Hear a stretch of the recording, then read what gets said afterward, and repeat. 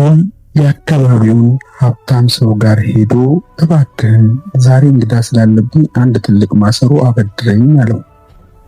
ሰውየውም ፈቅዶ አበደረው። ከጥቂት ቀናት በኋላ ባህሉል ማሰሮውን ሊመልስ መጣ። ነገር ግን ከትልቁ ማሰሮ ውስጥ ሌላ ትንሽ ማሰሮ ጨምሮ ነበር። ባለቤቱም ይህች ትንሽ ማሰሮ የማን ናት ሲል ጠየቀው። ባህሉልም በቁም ነገር ትላንት ማታ ማሰሮ እኔ ቤት ሳለች ምጥ በምጥ ተይዛ ይችን ትንሿን ማሰሮ ወለደች። ስለዚህ ልጇ ስለሆነች ካንተ ጋር ልትሄድ ይገባል አለው። ሰውየውም በልቡ ይህ እብድ ነው እያለ በነፃ ማሰሮ ስላገኘ ደስ ብሎት ተቀበለው።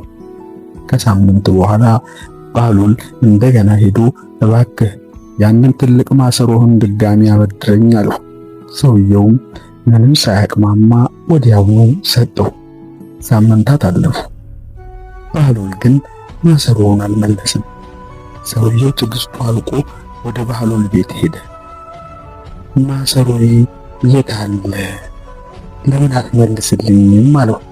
ባህሉልም በሐዘን ፊቱን አክስሎ በጣም አዝናለሁ ወዳጄ፣ ማሰሮ ትላንት ማታ በምጥ ላይ ያለች ታማ ሞተች አለው። ሰውየው በቁጣ እየጮኸ ለመሆኑ አእምሮ አለህ?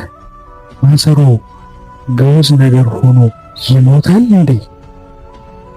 እንዴት አለው። ባህሉልም በረጅሙ ተንፍሶ ለመሆኑ ማሰሮ ሲወልድ የምታምንበት አእምሮ ማሰሮ ሲሞት ለምን ማመን አቃተው? መወለድ ባለበት ቦታ ሁሉ መሞትም አለ አለው። ብዙዎቻችን ጥቅምን ያለምንም ጥያቄ እንቀበላለን፣ ጉዳትን ወይም ማጣትን ግን አንቀበልም።